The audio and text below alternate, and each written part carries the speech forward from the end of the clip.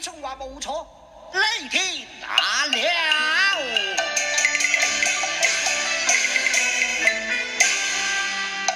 汾陽黃火秀熱開，文武百官皆到河，南山齊天壽70好年華，七子八世大團圓，兄弟姊妹盡成雙，對對拜堂前，編我成孤寡，冷嘲熱諷已玩來，